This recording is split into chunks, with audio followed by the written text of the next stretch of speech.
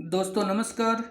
स्वागत है आप सभी का एमजीवी स्टडी पॉइंट यूट्यूब चैनल में। तो दोस्तों मिक्स क्वेश्चन सीरीज लेकर के उपस्थित है। आज की हमारी सीरीज नंबर है 21। तो बात करेंगे 21 नंबर सीरीज में रीजनिंग के एमसीक्यू टाइप के 10 क्वेश्चन की। और ये जेएमआरसी एग्जाम बेस्ड सीरीज है जिसमें जेएमआरसी के maintainer, JE, CRA, train operator और एससी सभी पोस्ट के लिए इम्पोर्टेंट क्वेश्चन है और अन्य सभी एग्जाम के लिए महत्वपूर्ण क्वेश्चन है। तो सभी परीक्षाओं के लिए तो बने रहे इस वीडियो के साथ में लास्ट तक, लाइक शेयर करते रहें। और अभी तक अपने यूट्यूब चैनल को सब्सक्राइब नहीं किया है तो ज़रूर इसको सब्सक्राइब भी कर ले और अपने फ्रेंड्स को भी फॉरवर्ड करते रहिए। चलिए बात कर लेते हैं क्वेश्चन फर्स्ट की। तो सीरीज का हमारा क्वेश्चन फर्स्ट है आपके सामने स्क्रीन पे।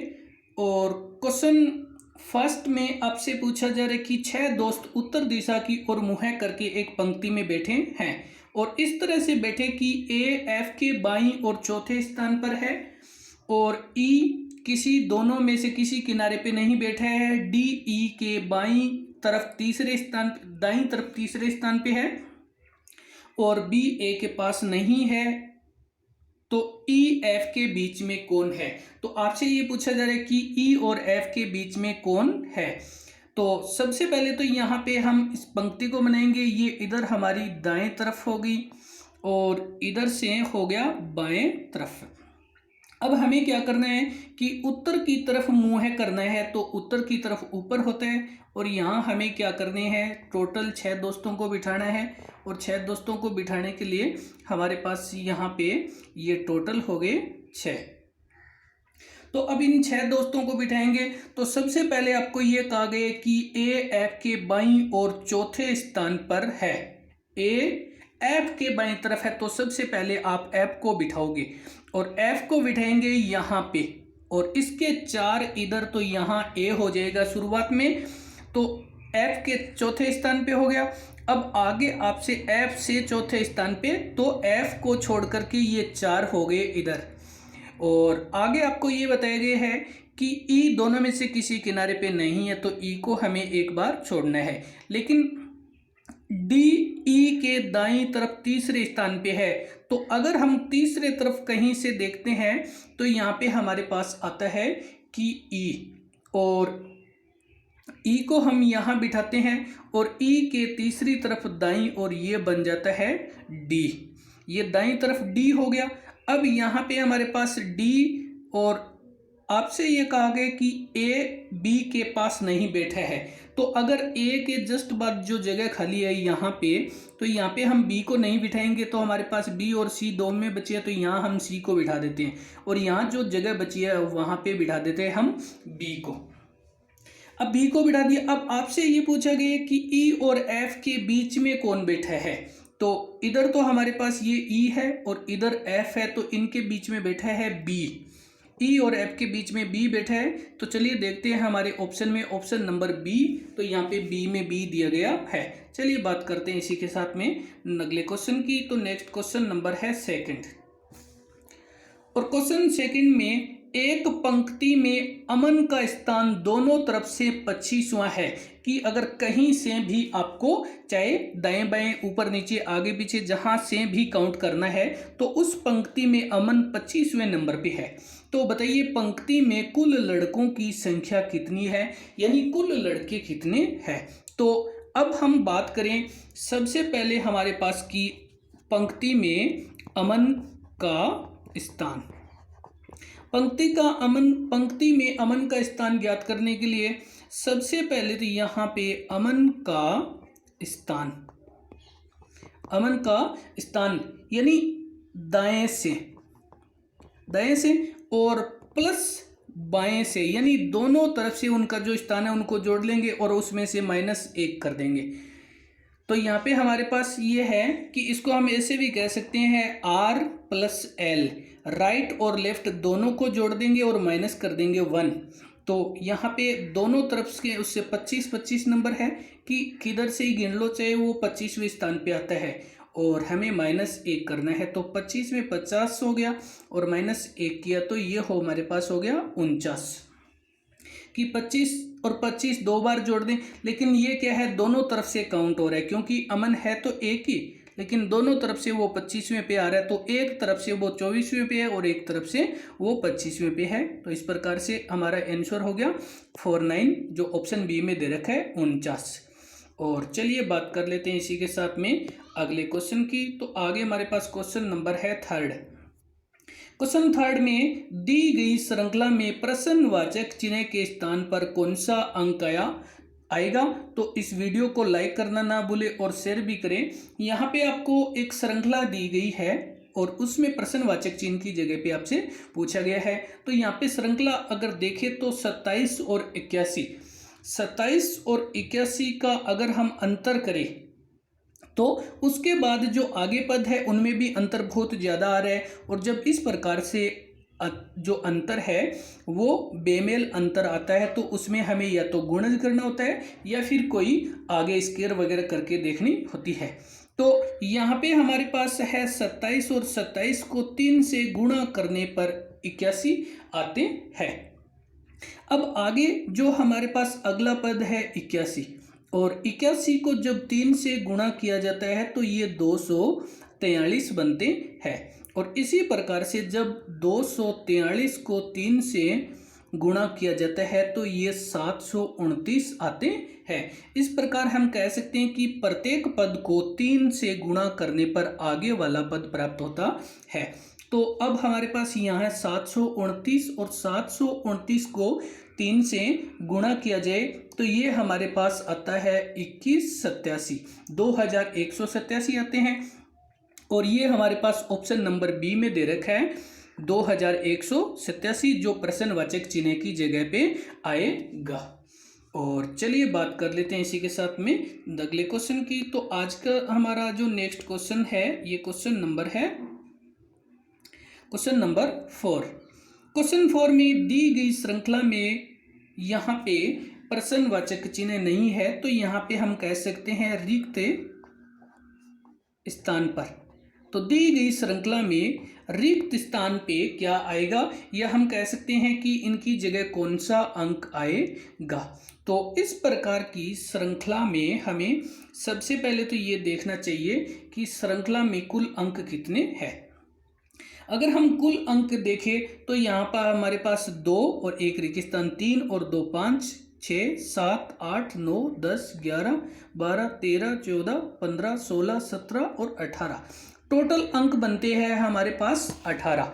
लेकिन इन 18 अंकों को अगर हम देखें तो यहाँ पे स्टार्टिंग में 2 दे रखे हैं, फिर यहाँ पे एक ब्लैंकेट दे रखा है और आगे ए बी दे रखा है। तो अब हमें क्या करना है कि इसको अलग अलग श्रृंखला में नए बांट करके हम देखेंगे कि इसमें से हमारा कौन सा ऑप्शन सेट होता है, और जो ऑप्शन सेट होता है वही हमारा आंसर होगा। अब ये श्रृंखला हमारी इस प्रकार से बनती है कि सभी में पहले बी दे रखा है, और इसका मतलब हम कह सकते हैं कि पहले रिक्त स्थान में बी आने के बाद में हमारे जो पहले तो ए बन गया और दूसरा बी बन गया। फिर आगे सभी में बी दिया गया, ए दिया गया है, लेकिन एक में ई दिया गया है। तो अब हम करें कि इसमें ए रखने से हमारी श्रृंखला है वो ए बी ए बन रही है। फिर आगे हमें देखना है सी, क्योंकि हमारे पास सी है, सी से श्रृंखला बनानी है, लेकिन सी इसमें भी है और इसमें भी है, तो यहाँ पे हम सी रख करके देखते हैं। फिर आगे ए बन रहा है। अब आगे हमें डी से बनाना है, और डी की श्रृंखला सी के बाद डी की रंग इसमें चल रही है, तो यहाँ पे हमने रख दिया डी। अब ये डी से बन गया, ए से बन गया, और अब लास्ट में यहाँ पे ई दे रखा है, ये ई से बन गया, आगे ए से बन गया। तो यहाँ पे हमारा आंसर जो है ऑप्शन सी है, क्योंकि यहाँ पे पहले ए की श्रेणी, फिर बी की, फिर ए से, फिर सी, फिर ए, फिर डी, फिर ए, फिर ई, और आगे ए से, जो ऑप्शन सी सही सेट होता है। तो इसमें क्या होता है, कई बार क्या होता है कि जो श्रृंखला है उसमें 4 के अक्षरों को बांट के कर सकते हैं, या 3 के जो जोड़े बनते हैं, या कभी कभार 2 के भी जोड़े बन सकते हैं। तो जैसे भी है, तो हमारा आंसर सी है। और चलिए बात कर लेते हैं अगले क्वेश्चन की। तो आगे हमारे पास क्वेश्चन नंबर है 5। और क्वेश्चन 5 में दी गई श्रृंखला में कौन सा समूह अन्य से भिन्न है। आपसे ये पूछा जा रहा है कि इनमें से भिन्न कौन सा है या अलग कौन सा है। तो यहाँ पे हमारे पास पहले दे रखा है बी और डी, तो इनमें से एक बीच में छोड़ दिया सी। आगे हमारे पास दिए गए हैं एफ और जी छोड़ दिया, जी एफ एच है तो जी को छोड़ दिया, जे के बाद में के और एल, तो यहाँ के एल के छोड़ दिया। और आगे हमारे पास यहाँ पे दे रखा है एन, एन के बाद में ओ फिर पी। तो इन तीनों में यहाँ पे एक एक जो अल्फ़ाबेट को छोड़ा गया, लेकिन इसमें अल्फ़ाबेट दो छोड़े गए हैं। एक तो एन के बाद ओ और पी को छोड़ दिया गया, जबकि तीनों में एक एक अल्फ़ाबेट। तो यहाँ पे हमारा जो समूह में अन्य से जो भिन्न है ये ऑप्शन डी जो एन क्यू है, क्योंकि इसमें दो अल्फ़ाबेट को छोड़ा गया है। और चलिए बात कर लेते हैं इसी के साथ में अगले क्वेश्चन की। आगे हमारे पास क्वेश्चन नंबर है 6। क्वेश्चन 6 निम्नलिखित में से भिन्न संख्या कौन सी होगी। तो यहाँ पे आपसे पूछा जा रहा है कि कौन सी संख्या है वो अलग होगी, इन सभी में से कौन सी संख्या अपने आप में अलग है या।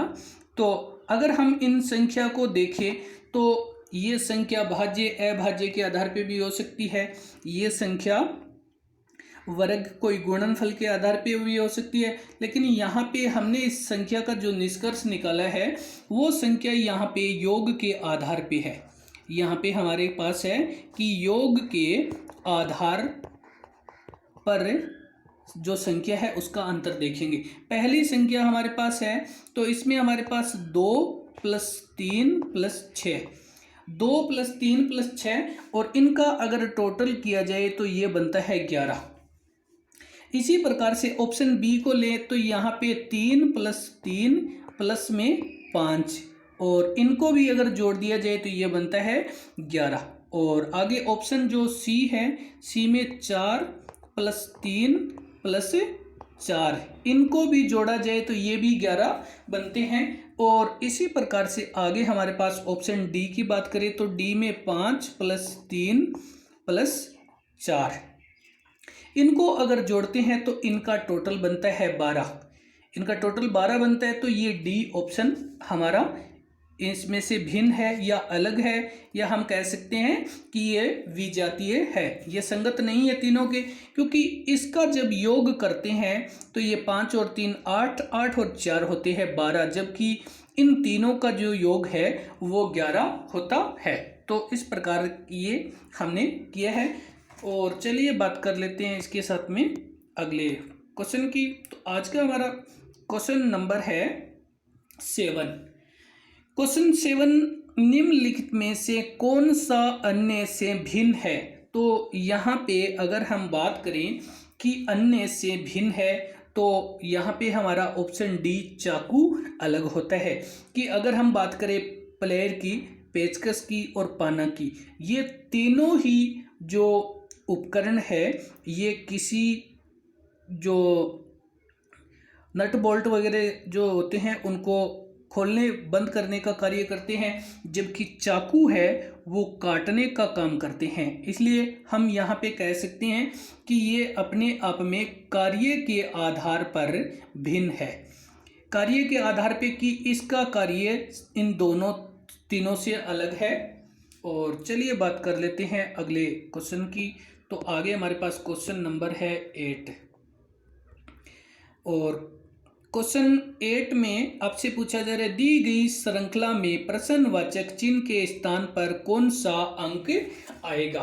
तो अब यहाँ पे हम देखते हैं कि इस प्रकार के क्वेश्चन में कि पहले पद का जो संबंध है दूसरे पद से, उसी प्रकार से तीसरे पद का चौथे पद से संबंधित है। इस प्रकार के क्वेश्चन की लैंग्वेज भी हो सकती है कि पहले पद का जो संबंध दूसरे पद से है तो तीसरे पद का वही संबंध चौथे पद से होना चाहिए। तो तीसरा पद क्या है। तो सबसे पहले हमने यहाँ पे किया है 7 और हमने कर दी 7 की स्क्वायर, और 7 की स्क्वायर करने के बाद में हमारे पास इसमें हमने प्लस कर दिया 4, तो 7 सात हो गए 49 और 49 में 4 जोड़ दिए तो ये हमारे पास हो गया 53, जो हमारे पास दूसरा पद है। अब हम आगे देखते हैं कि इसी प्रकार से कि 173 हमारे पास किस प्रकार से आ सकते हैं। तो यहाँ पे हमने किया 13 की स्क्वायर और प्लस में 4, तो 13 की स्क्वायर की तो 13 169 में प्लस कर दिए 4 तो ये 173 बन गया। तो हमारे पास हमारा आंसर हो गया 13 और ये हमारे पास ऑप्शन डी में दिए गए हैं। ऑप्शन डी हमारा आंसर 13 है, जो यहाँ पे प्रश्नवाचक चिन्ह की जगह आ जाएगा। और चलिए बात करते हैं अगले क्वेश्चन की। तो हमारा नेक्स्ट क्वेश्चन नंबर है 9। क्वेश्चन 9 में दी गई श्रृंखला में अज्ञात पद कौन सा है। आपको क्या करना है, यहाँ पे एक रिक्त स्थान दिया गया है जिसकी अज्ञात पद है और यह अज्ञात पद आपको ज्ञात करना है। तो ये किस प्रकार से हो सकता है, तो अगर हम इसको देखें तो यहाँ पे हमारे पास पहले है डी, और डी और एफ दोनों में यहाँ पे हमने जैसे ही +2 कर दिए, डी में +2 किए, जैसे हमारे पास यहाँ पे हम डी और डी के बाद में ई और ई के बाद में एफ, तो हमारे पास एफ आ गया। तो अब आगे हमने क्या किया, जो एफ है उसमें +3 किए हैं। एफ में +3 करने के बाद में हमारे पास हो गया जी, एच और आई, और यहाँ पे हमारे पास आ गया आई। इसी प्रकार से आगे आई, तो आई के जगह हमने जो प्लस किया है, ये प्लस किया है 4।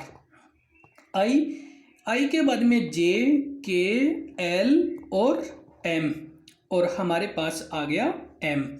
फिर आगे हमने यहाँ पे जो एम है उस एम में प्लस किया है 5, ये प्लस 5 किया है। तो एम में 5 प्लस करने के बाद में हमारे पास आता है एन, ओ, पी, क्यू और आर, ये आर आता है। और आगे हमारे पास ये जो आर है, तो आर में हमने प्लस किए हैं 6। आर में +6 करने के बाद में हमारे पास S, T, U, V, W, X, और ये हमारे पास आ गया एक्स, जो आगे हमारे पास अज्ञात पद हो गया एक्स। और इस प्रकार से हमने जो पहले 2 किए, फिर 3, फिर 4, फिर 5, फिर 6, इस प्रकार से प्रत्येक पद में जो जोड़ने से अगला अल्फ़ाबेट प्राप्त होता है और अगला पद। अब हमारा जो आंसर है वो है यहाँ पे एक्स, और जो ऑप्शन बी में दे रखा है हमारा ऑप्शन बी सही है। चलिए बात करते हैं अगले क्वेश्चन की। तो आगे हमारे पास क्वेश्चन नंबर है 10। क्वेश्चन 10 में आपसे पूछा जा रहा है कि मदन अपने घर से 6 किमी दक्षिण दिशा में चलता है। मदन अपने घर से 6 किलोमीटर दक्षिण की ओर चलता है, फिर बाएं मुड़ जाता है और वह 8 किमी चल करके डाकघर पहुंच जाता है। तो मदन के घर से डाकघर की सीधी दूरी ज्ञात कीजिए। आपको क्या करना है, सीधी दूरी ज्ञात करनी है घर से डाकघर की। तो सबसे पहले तो आपको ये बताया जा रहा है कि मदन है वो दक्षिण में चलता है, और दक्षिण में वो चलता है 6 किमी। और अगर हम बात करें कि दक्षिण, तो दक्षिण दिशा होती है नीचे की तरफ, ऊपर की तरफ होती है उत्तर। यहाँ पे हम थोड़ी सी बात कर लेते हैं। ये ऊपर नॉर्थ होगी जो उत्तर है, और नीचे साउथ होगी जो दक्षिण है। राइट हैंड साइड में हमारी ईस्ट होगी जिसको पूर्व कहते हैं, और लेफ्ट हैंड साइड में वेस्ट होगी जिसको हम पश्चिम कहते हैं।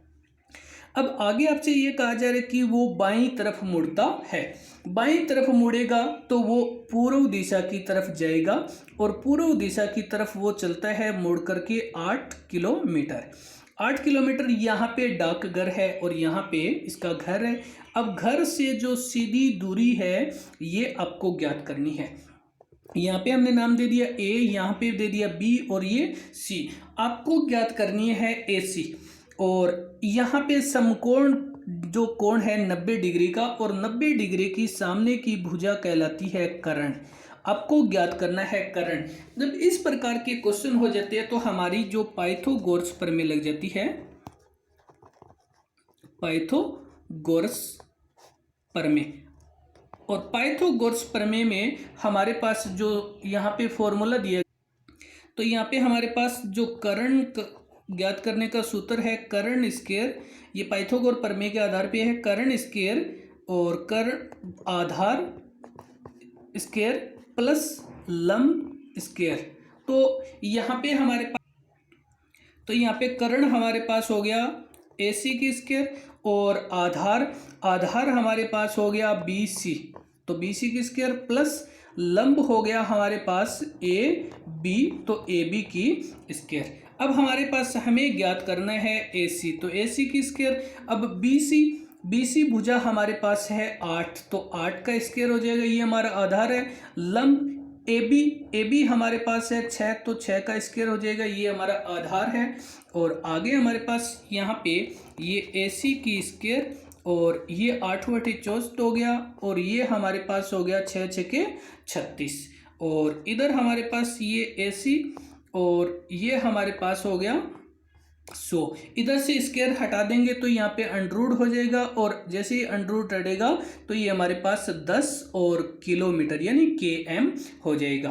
तो यहाँ पे हमारे पास जो AC है ये 10 से किलोमीटर होगी, तो 10 किलोमीटर। और यहाँ पे हमारा ऑप्शन नंबर A दे रखा है, ऑप्शन A में दे रखा है 10 किलोमीटर, 10 किलोमीटर दे रखा है ऑप्शन A में। और ये है उसके घर से सीधी दूरी, और यहाँ से हमारे पास ये जो सीधी दूरी थी ये 6 किलोमीटर था, ये B और ये C, तो हमें ज्ञात करना था यहाँ पे कर्ण, तो ये 8 था और ये 90 डिग्री का कोण था। तो दोस्तों धन्यवाद वीडियो देखने के लिए, लाइक शेयर करते रहें, और नेक्स्ट वीडियो अपलोड हो तब तक के लिए धन्यवाद।